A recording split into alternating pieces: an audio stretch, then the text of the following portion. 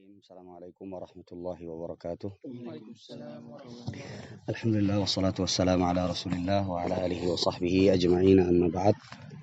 Kawan-kawan sekalian yang dirahmati oleh Allah Subhanahu wa taala, alhamdulillah kita bersyukur kepada Allah Subhanahu wa taala, hari ini kita bisa sama-sama mau pulang kembali ya ke Banjarmasin. Yang pertama, tidak lupa ana ucapkan jazakumullah khairan, barakallahu fikum. Ucapan terima kasih ana kepada antum semua yang sudah menemani ana perjalanan safari dakwah kali ini, dan ana berharap semoga Allah Subhanahu wa taala membalas kebaikan antum semua.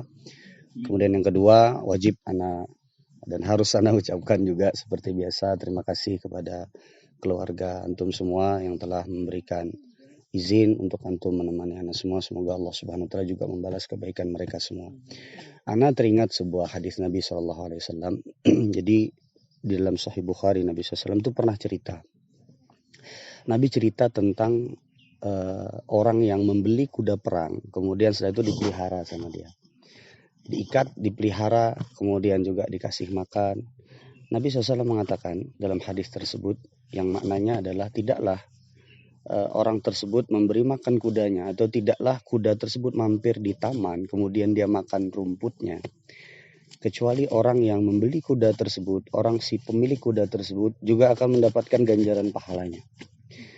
Kemudian kata Nabi SAW, tidaklah kuda tersebut yang diniatkan untuk berjihad, berperang di jalan Allah Subhanahu wa taala, dia berhenti di sebuah sungai, kemudian dia minum di sungai tersebut, kecuali tegukan-tegukan air tersebut juga akan bernilai pahala untuk si pemilik kuda. Nah, yang menarik adalah lebih dari itu. Kata Nabi Shallallahu Alaihi Wasallam, bahkan kalau seandainya kudanya kencing dan buang air, itu juga bernilai pahala untuk si pemilik kuda. Nah, subhanallah. Jadi artinya sesuatu yang kita niatkan untuk Allah Subhanahu Wa Taala, untuk kebaikan, itu ada nilai pahalanya. Bahkan kalau sesuatu yang mungkin tidak terpikir untuk kita, kudanya makan, kudanya minum, kudanya beol, kudanya pipis, juga dapat pahala juga. Nah, ternyata setelah itu ada sahabat Nabi SAW yang bertanya kepada Nabi SAW, ya Rasulullah, al-humur, wahai Rasul, gimana kalau seandainya saya cuma punya keledai? Kan kuda bandingannya jauh sama keledai. Gimana kalau saya cuma punya keledai? Maka kata Nabi SAW, aku tidak mendapati ada ayat terkait dengan hal tersebut kecuali ada satu ayat. Kemudian Nabi SAW membaca surah Az-Zalzalah. Kemudian kata Nabi SAW, ayatnya adalah faman ya'mal mithqala dzarratin khairan yarah. Barang siapa yang dia melakukan sebuah kebaikan, maka dia akan mendapati ganjaran kebaikan tersebut.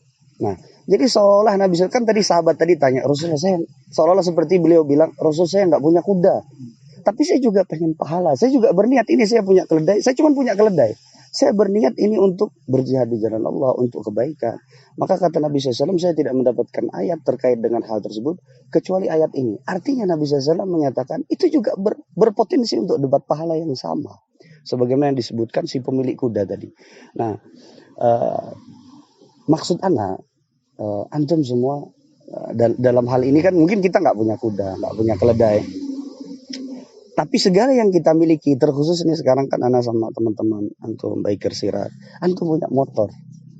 Mau motornya itu bagus, mau motornya itu jelek, kalau diniatkan untuk kebaikan, untuk misalnya ya mungkin temenin ustadz pengajian, atau mungkin untuk nganter bantuan, atau mungkin untuk kebaikan-kebaikan yang lainnya. Anak dengar juga antum punya proyek di misalnya seperti di kampung mu'alaf, maka niatkan untuk kebaikan tersebut, insya Allah Allah akan kasih pahala. Karena Nabi SAW bukan cuma sekedar berbicara tentang masalah kuda saja, bahkan keledai. Kan kata Nabi SAW tadi, ayatnya adalah barang siapa yang melakukan sebuah kebaikan, maka dia akan mendapatkan ganjaran. Dia akan melihat ganjarannya. Nah, berarti bicaranya bukan cuma sekedar antara kuda dan keledai, enggak, tapi seluruh kebaikan yang diniatkan itu adalah untuk karena Allah Subhanahu wa taala. Maksud anak berharap perjalanan-perjalanan seperti ini, kemudian juga untuk teman-teman baik yang hadir saat ini, kemudian juga mungkin untuk yang tidak hadir, antum punya motor mahal, antum punya motor beli mahal. Kalau antum nggak niatkan karena Allah, kalau antum nggak niatkan karena kebaikan, orang mungkin kita bisa katakan bikin susah antum aja nanti dihisapnya sama Allah kan. Nah, maksud anak, antum punya potensi pahala yang besar. Mau itu motornya bagus, mahal, atau mungkin motornya mungkin yang biasa-biasa saja.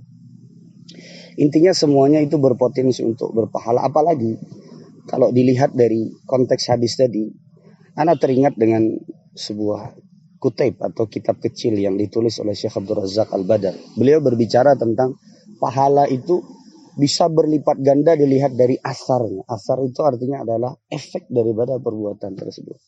Bayangin kalau seandainya seseorang itu berbuat baik, kemudian perbuatan baik tersebut terus mengalir kepada dia, kan indah, enak. Anak beri contoh, misalnya, semoga Allah Subhanahu Wa Taala memberikan kepada kita keikhlasan, semoga Allah memberikan pahala. Misalnya, seperti tadi kita ngajarin orang wudhu. Ada beberapa orang yang misalnya bisa berwudhu karena misalnya kajian tadi, misalnya. Semoga Allah berikan kepada kita semua keikhlasan, dan semoga Allah SWT berikan kepada kita pahala.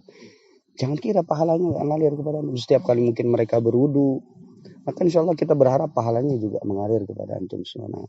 Nah, harapan anak seperti itu. Artinya teman-teman terkhusus Bang Agus, Bang Rizal, kemudian yang lain juga, yang senior-senior, itu kalau bisa ya artinya teman-teman dibimbing. Dan kemudian juga artinya gimana caranya supaya komunitas itu intinya itu yang dicari itu kebaikannya, bukan cuma sekedar artinya isinya mungkin jalan-jalan aja, bukan cuma sekedar misalnya isinya misalnya pamer-pamer motor aja, enggak, tapi gimana supaya mungkin yang motornya bagus atau yang motornya mungkin biasa bisa ikut semua berbuat baik. Dan ini tugas antum semua.